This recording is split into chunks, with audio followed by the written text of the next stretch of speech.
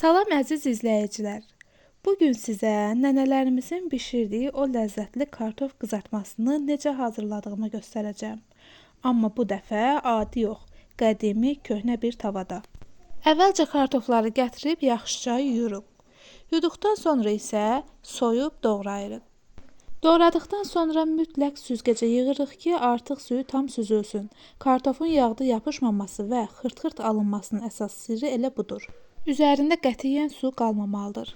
Suyu süzülən kartofların üzərinə zövqə görə duz, xüsusi qızılı rəng və ləzzət qatan sarı kök, biraz da istiot əlavə edirəm. Sonra hər tərəfinə bərabər paylansın deyə yaxşıca qarışdırıram. Sarı kök həm rəngini qıpqırmızı edəcək, həm də inanılmaz gözəl ətir verəcək. İndi isə tavamızı qoyuruq, əvvəlcə yaxşıca qızdırırıq. Tava tam qızdıqdan sonra duru yağı əlavə edirik və yağın da yaxşıca dağ olmasını gözləyirik. Tavanın və yağın tam qızması kartofun yapışmamasının əsas zəmanətidir. Kartofları tavaya tökdükdən sonra ilk dəqiqələrdə qapağını örtmürəm. Ara sıra ehtiyatla çevirərək ağız açıq formada qızarıram ki, buxar içində qalıb yumşalmasın, xırçıldayan olsun.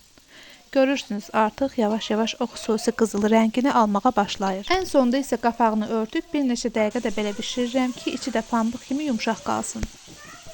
Və budur. Qədimi tavamızda qıpqırmızı, xırt-xırtlı və bir-birinə heç yapışmayan ləzzətli kartof qızartmamız hazırdır.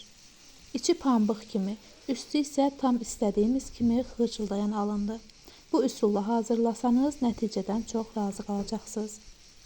Videonu bəyəndinizsə kanalıma abunə olmağı və rəylərinizi bölüşməyi unutmayın. Hazırlayan hər kəsə nuş olsun.